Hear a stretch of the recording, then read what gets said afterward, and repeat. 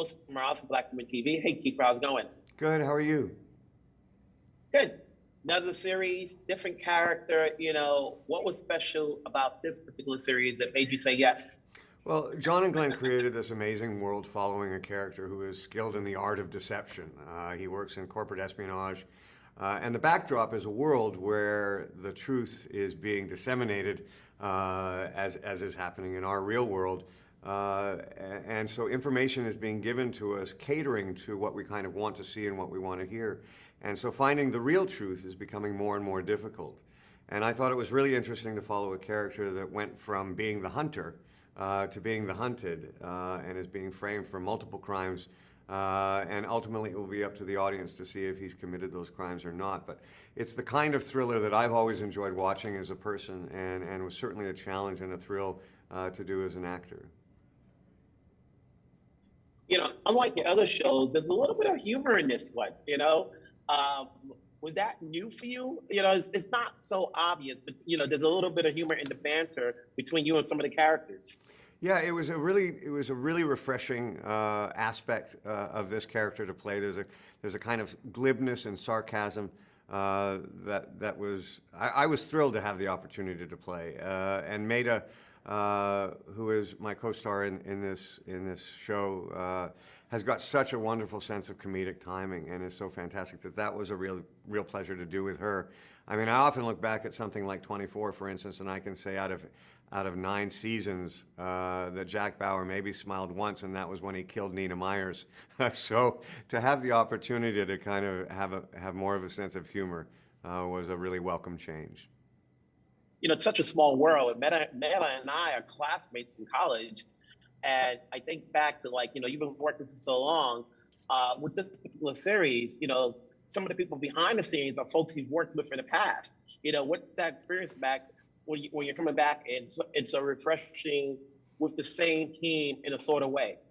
Well, there's some people, I mean, I think if you're lucky enough to have had a career that has spanned the amount of years that mine has, invariably you're going to work with some people again. Those are always welcome opportunities, because anytime you've worked with someone before, you have an opportunity to get into a kind of a shorthand and a rhythm.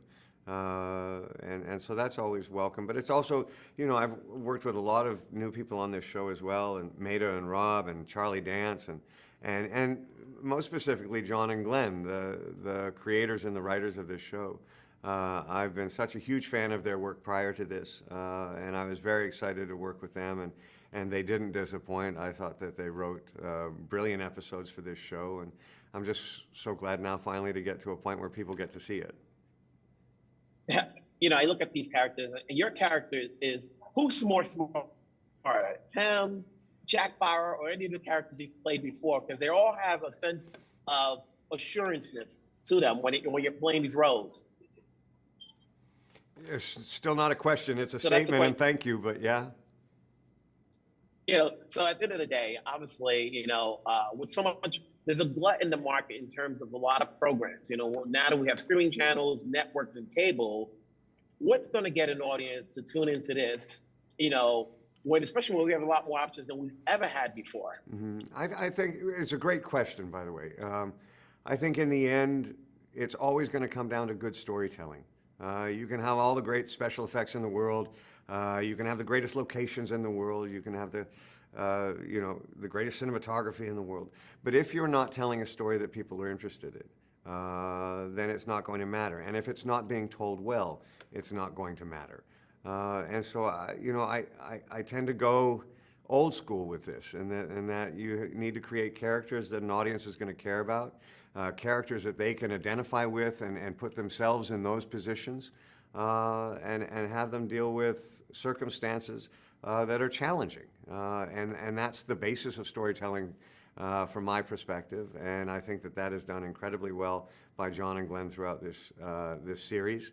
And I think at the end of the day, if you tell a story that's going to kind of have an emotional impact on somebody in the context of a drama and something that they can identify with, it will be successful. I appreciate the episodes that I've seen. It's more intriguing as I want to continue to watch it. Congratulations on another row, and hopefully we can get more out of this for season 2. Thank you so much, man. And thank you for taking the time. Take care. What's Miles Black from TV? How's it going? Great. How are you? Obviously, we can't say so much because we don't want to spoil anything. So the first thing is, obviously, I've seen projects that each of you have done. Taking on this one, Meta. I'm sorry, what was the question? What went into saying yes to taking on this project? I'm sorry, what was the? What went into saying yes to taking on this project? Oh, well, the script, Kiefer Sutherland, Charles Dance, the fact that it's a very smart film, a multi-layered character. I just read one script and I couldn't wait to read the next. I just thought it was a really smart, entertaining script, and then all the people involved are just amazing, and I wanted to work with them. Hey, what about you, Charles? The money. No. Seriously, it's an incredibly well-written piece, and it's as intriguing. I can only speak personally. It's as intriguing for me as an actor to read it as it is for you as an audience to watch it. It really is. I mean, it is so multi-layered. There's nothing superficial about this whole series at all. And I share Meta's view that it's very important to the people I work with. And I knew that Kiefer was going to be doing this. I had not met Meta before, but now I have, and I'm very glad I have, and she's fantastic in it. I pay him to say this. I get cash, by the way, and Rob Yang. There's a great bunch of people, and it's something you really have to watch and concentrate on, and you'll be rewarded. Do you know what I mean? Yeah. Every episode seems like we're getting a different take from each of your characters. Everybody's so mysterious. Did you ever get lost in reading the script per episode, as far as what's going on with your characters? Meta? Well, I didn't know what was going on with my characters, so I didn't get lost. It was more, I got really curious, because it's as an actor, it's fantastic to play someone who's not one thing. I was playing a woman who's multifaceted, and she kept me guessing. The writing kept me guessing, like, oh wait, what is the motivation here? So it wasn't a lost thing. It was more of an exciting thing for me. On a small note, you and I actually went to college together, same year. Oh, I think we met at the, did we meet at an event one time? Eons ago, but it's always good to see you working. Obviously, you're working opposite Charles. Yes. And this dynamic between the cast, without going into details, is great. So congratulations on the role. Thank Hopefully you. We can see more as to what goes on, and take care of yourselves. Thank you so much. Thank you. What's Morales from Black Women TV? Your characters, everybody's so mysterious. Did you guys give us, unless it's going to be determined towards the end of the series, were you given a backstory as to why your character does what they do and how they got involved in the case at hand? Enid? Yeah, I knew a fair amount, but of course I didn't know it all. So I was on pins and needles, like the audience will be, waiting to see what was going to happen to Joe Madi as the series went on. But I think, I was definitely given the important information that I needed to create the role. John and Glenn, our writers, directors, showrunners, they love actors, and they made sure that we were always comfortable and understood what we needed to know, even if we didn't always have all the spoilers right at the beginning. What about you, Rob? Initially we see you tied up, and then you get let loose, and then we still don't know how you got involved with what's going on. Yeah, I still have muscle cramps from being bound up. I didn't know much about the character or where it was going, other than, John and Glenn were like, oh, there's stuff. And I just really wanted to work with everybody involved with the show. So it's a pretty stellar cast and filmmakers. And so I was already a big fan of pretty much everyone on the show. And then it's, go ahead. No, so it was, for me, I liked finding out what would happen as I went along, because it mirrored the character, because he doesn't know. So it's, today we're running for our lives. Okay, cool. Just try to keep up. And then there's you, Walt. We don't know what we're getting out of your character. He's skateboarding, he's doing this and this and that without giving anything away. What were you told from the outset as far as, how integral your character will be to the central plot?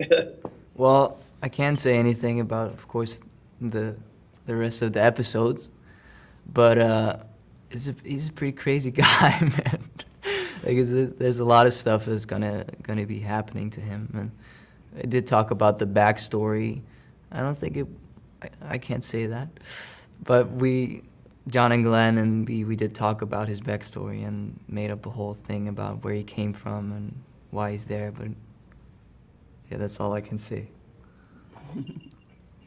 Hey, the good thing about a spy thriller is you can't say anything, which is why I've avoided asking certain questions. Okay. So, are you guys a fan of this genre? And if so, was there any series or movies you watched that you are a fan of? Enid? Yeah, I mean, it's fun because I feel like most of my television and film career is really serious dramas. I spend a lot of time as a sad mom, headed to the morgue or something like that. And so it was really, really fun to get to be in a thriller, and to get to be part of action sequences and like fight scenes and spy twists and turns. So for me, I love movies like that. I love shows like that, and it was just a treat to get to go to work and play around in that world and not have to cry all the time. Yeah. Yeah, that must be nice. So, I I spent a I've lot been of... watching from the episodes So go ahead, sorry. I was gonna say from the episodes I've seen, I'm intrigued to see what happens next episode because everybody's so mysterious. So, let's see where it's out. Take care. Excellent, thank you. Take Bye-bye. care, man. Oh, Wilson Morales, Blackman TV. Hey, can you guys hear me? yeah. So another series, different take from what you've done before, but still, I'm thinking about next. It's still in the same world of high tech, but this time it's a spy series. So what went into the creation, John? Well, we just loved the spy movies of the '70s, and we just felt like they kind of stopped making movies like that, and we just wanted to make a show like that because we really wanted to watch it. I mean, it's oftentimes it's as simple as that. It's like you feel like there's something missing in TV that you wish they were making because when movies started becoming less important, and certain movies stopped drawing audiences. Some of them turned into TV shows, but many of them never made the transition. We feel like this is one genre that never really successfully made the transition, and we miss it. So we were just like, well, let's tell that story. And I don't know if there's a more appropriate time in American history to tell a story about paranoid scandals and stuff. At times, as I'm hearing the dialogue, one can get lost in the jargon of it all between high tech and crypto. Was it ever challenging trying to put something together per episode? Because every episode, it's something mysterious. You don't know what's going on. You don't know, especially coming in from episode 1 to at least, without spoiling anything, to different episodes, what you're going to get out of it. If there's a red herring per episode. Pretty much. Yeah, it's true. We want, the world we're living in just feels so complicated, and it always feels like there's some, there's multiple sides to every story, and there's always something behind the story, so we wanted to kind of do that, but it's sort of in a apolitical way and make it fun. And so we're constantly revealing the truth and the truth behind the truth and the truth behind the truth behind the truth. And and it was a fun challenge. And I think it just echoes what we all kind of go through just watching the news every day. You know, when you have an actor like Kiefer and knowing the work that he's more known for, at least on the TV side, do you try to create a character where it's not so similar to what we've seen him do before, even though it's something totally different on the surface? Yeah, we wanted him. I mean, America loves him, trusts him, which is great for this sort of storytelling because, you know, the audience needs to be with him, and they are, and they love him. But we also, you know, part of why he's great at figuring out these sort of crazy scenarios, he's able to see different scenarios, and it's, in a way, it's a mental illness, but it's also his superpower. So he has to deal with that. He has to deal with the repercussions and what effect it's had on his personal life, and so I mean I think it's a real interesting, deep character for him, and he doesn't pick up a gun, you know, he uses his mind to win. You know, I appreciate the series. I hopefully we get a season 2, and thanks a lot. Yeah. Thank you. Season 2, he'll pick up a gun. 2 guns. Yes, he will. We expect it to happen. Take care, folks.